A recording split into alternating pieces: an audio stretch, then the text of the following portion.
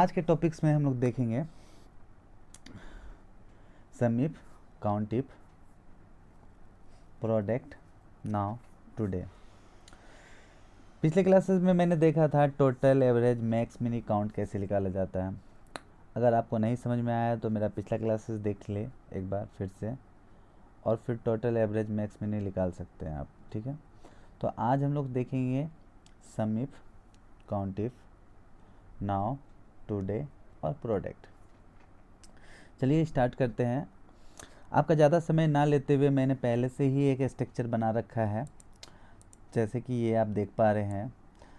यहाँ पे roll number मैंने मेंशन किया है, नेम दिया है, कुछ कोर्सेज अवेलेबल है और फ़ी है यहाँ पर।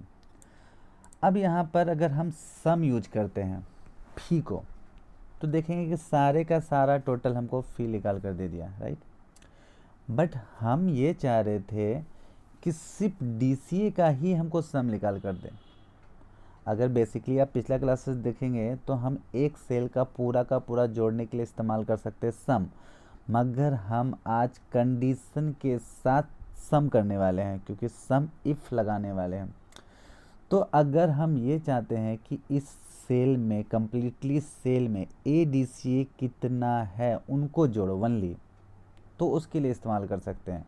तो चलिए स्टार्ट करते हैं। जैसा कि पता है कि आपको कोई भी फंक्शंस लिखने के लिए पहले इक्वल देना होता है। अगर आपको नहीं पता है तो आप मेरा पहला क्लासेस देख सकते हैं। तो स्टार्ट करते हैं। इक्वल दिया मैंने। अब यहाँ पर क्या करना है, हमको सम देना है। सम तो जोड़ने के लिए इस्तेमाल किया जाता है, बट आप सम के साथ इफ भी लगाएंगे और शिफ्ट के साथ ब्रैकेट स्टार्ट। अब यहाँ पर क्या है ना कि हमको पूरा का पूरा मांग रहा है रेंज।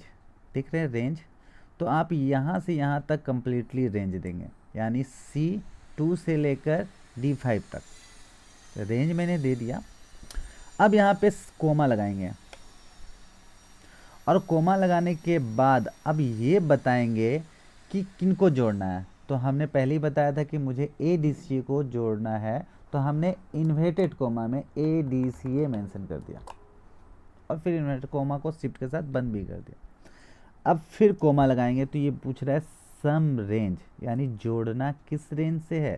तो हमने बताया कि इनमें से जितना भी ADCA सबको जोड़ो, और शिफ्ट के साथ ब्रैकेट क्लोज करेंगे और इंटर मारेंगे, तो देखेंगे क्या आपका कैलकुलेट कर चुका है ADCA को।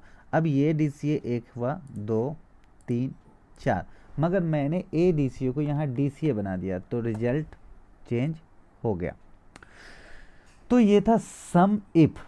सम का काम था जोड़ना, और सम इफ का काम है किसी स्पेसिफिकेशन टेक्स्ट को ही कैलकुलेट करना ओनली। ठीक है, नेक्स्ट है काउंट। काउंट का मतलब क्या होता है, गिनती करना। तो काउंट इफ का गिनती मगर कंडीशन के साथ। अब जैसे कि अभी हमने देखा कि ADCA का कितना अमाउंट है, तो बता दिया 1500, मगर हम ये चाहते कि इसमें ADCA कितना है, 2 है, 3 है, कितना है, उसको गिन कर बताएं। तो उसके लिए क्योंकि पहले ही इक्वल देना होता है, तो हम लिखेंगे COUNT काउंट और लगाएंगे इफ ब्रैकेट के साथ। अब रेंज तो सिर्फ हमको इसी में गिनना है, इसीलिए हमने और किसी को नहीं सिलेक्शन किया, सिर्फ इसको। कोमा देंगे और शिफ्ट के साथ ADCA मेंशन कर देंगे, क्योंकि हमको जो ADCA को गिनती करना है।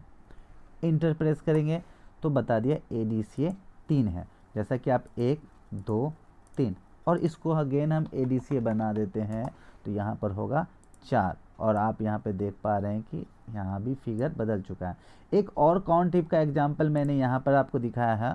मान लीजिए कि ये सब है जो 10 दिन हमारे पास काम करने वाले हैं, और उसके हिसाब से जितना दिन ये प्रेजेंट होंगे उनके आगे P, और एब्सेंट होंगे तो उनके आगे A। पहले ही से स्ट्रक्चर बना लिया है मैंने, ताकि समय बर्बाद ना हो आपका। तो हम चाह रहे पहले एब्सेंट निकालें और फिर प्रेजेंट निकालें, ये कितना दिन प्रेजेंट है। उसके बाद पर डे इसको 100 रुपया मिलने वाला है, तो प्रेजेंट के हिसाब से इसको कितना पैसा मिलेगा। तो पहले एब्सेंट के लिए हम लोग देखेंगे क्या करना होगा हमको। जैसा कि आपको पता है कि पहले इक्वल COUNT काउंट और लगा दिया मैंने इफ, और शिफ्ट के साथ ब्रैकेट स्टार्ट। अब ये अमित का ही हमको एब्सेंट चेक करना है, तो पहले हमने पूरा का पूरा इसको सिलेक्शन किया, कोमा दिए और इन्वर्टेड कोमा। किसको आपको चेक करना है, एब्सेंट को, तो इसमें ए को हमको चेक करना है। तो फिर इन्वर्टेड कॉमा क्लोज करके इंटर मारेंगे तो देखेंगे अब्सेंट इसमें 2 निकल चुका है। और प्रेजेंट निकालने के लिए फिर से इक्वल COUNT काउंट इफ़ लगाना जरूरी है, ब्रैकेट के स्टार्ट, और फिर इसको क्या करेंगे हम लोग क्लोज कर यहाँ पे सिलेक्शन करेंगे। फिर यहाँ इन्वर्टेड कोमा के अंदर इस बार ए ना देकर क्या दे देंगे P, यानी क्योंकि हमको प्रेजेंट चेक करना है, और इंटर। तो आप देख रहे हैं कि यहाँ पर 8 2 10 यानी सही सही कैलकुलेट हो चुका है। अब ये दोनों तो निकल चुका है अब्सेंट और प्रेजेंट, बाकी सबको निकालने के लिए हमको डाटा सीरीज करना होगा। और अगर आपने मेरा डाटा सीरीज का क्लासेस नहीं देखा है तो आप मेरे आई बटन पे क्लिक करके देख ले। तो हमने इनको खींचा तो नीचे मुझे अब्सेंट के और प्रेजेंट के सारे, यानी ये पंकज जो है एक भी दिन प्रेजेंट ही नहीं, सॉरी अब्सेंट ही नहीं हुआ, यानी 10 दिन प्रेजेंट हो गया। अब इसको पैसे कितने मिलेंगे अमाउंट, तो जितना दिन प्रेजेंट है उतना इनको मिलना चाहिए।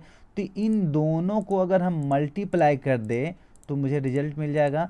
तो यहाँ सिंपल सा कैलकुलेशन है, मल्टीप्लाई करने के लिए मैंने क्या किया इक्वल दिया, और यहाँ है m और ये है 2, तो मैंने दिया यहाँ m2 मल्टीप्लाई सिंबल यानी स्टार सिंबल, और इधर है n और इधर है 2, मैंने n2 दिया और इंटर प्रेस किया। तो ये 8 दिन प्रेजेंट हुआ, तो उसके हिसाब से इसे 800 यानी 800 मिलेगा। तो आप इसको नीचे की ओर डाटा सीरीज का इस्तेमाल करके खींच ले, तो इस तरह से आप देखेंगे क्या कि सारे का कैलकुलेशन आपके स्क्रीन के सामने है। बट हमने संजय को अब्सेंट कर दिया सारा कैलकुलेशन चेक करने के लिए। तो यहाँ एक भी दिन प्रेजेंट नहीं हुआ, उसके हिसाब से इसको एक भी रुपया पे नहीं मिलेगा। तो ये था काउंट इफ। अब नेक्स्ट हम लोग देख रहे हैं नाउ और टुडे। नाउ का काम क्या है, बेसिकली आप किसी भी सेल में इक्वल N और W नाउ और ब्रैकेट स्टार्ट और क्लोज करते हैं और इंटर मारते हैं, तो वो आपको कंप्यूटर का डेट और कंप्यूटर का टाइम आपको दिखा देगा। उसी तरह से अगर आप इक्वल TODAY टुडे लिखते हैं और ब्रैकेट स्टार्ट और क्लोज करते हैं तो वो सिस्टम का डेट आपको निकाल कर दिखाएगा।